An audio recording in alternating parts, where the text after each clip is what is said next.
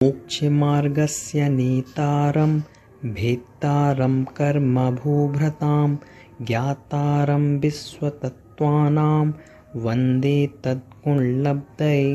बोली पंच परमेष्टि भगवान की जय। आचार्य उमा स्वामी जी महाराज की जय। आचार्य भगवंत श्री विद्यासागर जी महाराज की जय।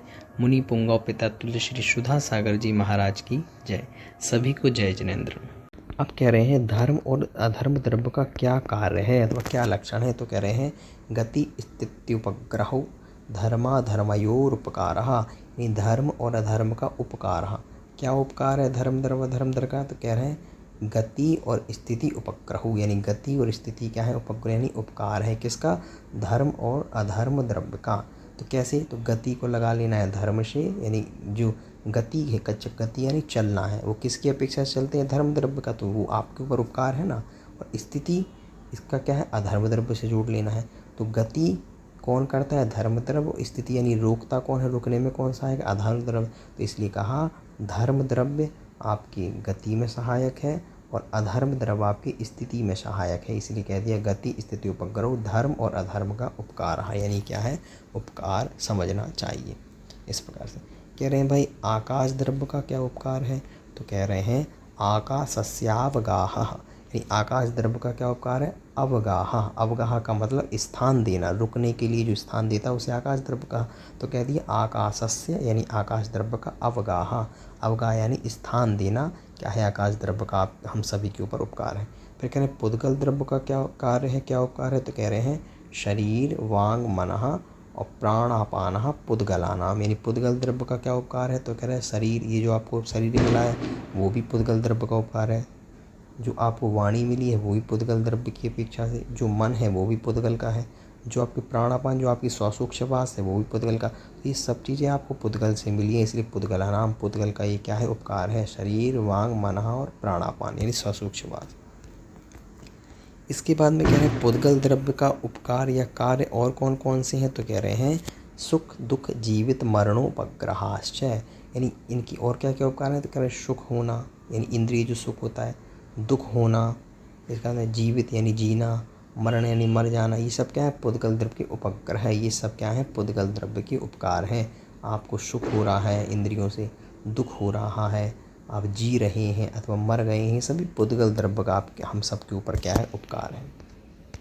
आप कह रहे हैं जीव द्रव्य का क्या उपकार है। तो ये बड़ा ही प्रसिद्ध है, कह रहे हैं परस्परोपग्रहो जीवानाम, जीव का क्या उपकार है। तो कह रहे हैं जीव का परस्परोपग्रहो यानी परस्पर में उपकार करना ही, उपग्रह यानी एक दूसरे की क्या करना, सहायता करना ही क्या है, जीवानाम, यानी जीवों का क्या है, उपकार है। यानी परस्पर यानी एक दूसरे का, उपग्रह यानी सहायता करना ही क्या है, उपकार है किसका, जीवों का।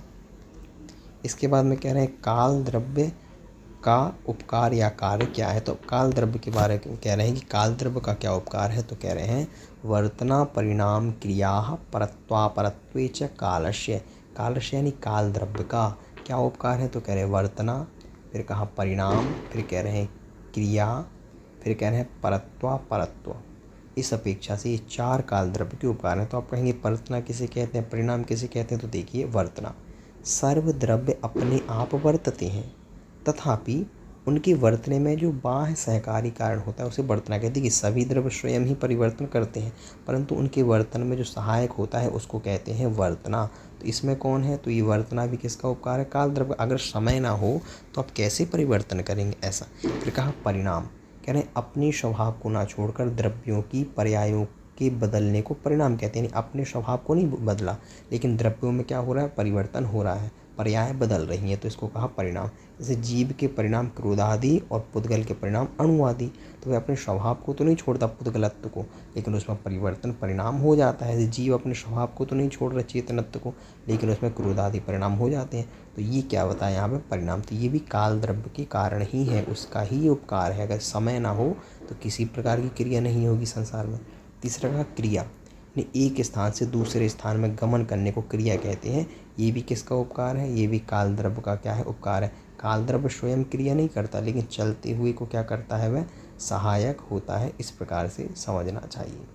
इसके बाद में परत्वापरत्वे, यानी छोटे बड़े का जो व्यवहार है, पर यानी बड़ा और परत यानी छोटा, तो छोटे बड़े का जो उपकार है, जो व्यवहार है, वो भी किसके कारण होता है, काल द्रव्य के कारण ही होता है। जैसे कोई कहा कि भाई 20 वर्ष का है, कोई 25 साल का है, तो ये सब क्यों हो रहा है, समय के कारण। तो ये जो काल द्रव्य है वह परत्व अपरत्व में भी क्या है, कारण है। तो वर्तना, परिणाम, क्रिया और परत्व अपरत्व, ये यहाँ पे 4 कारण, 4 उपकार किसके बताए, काल द्रव्य के।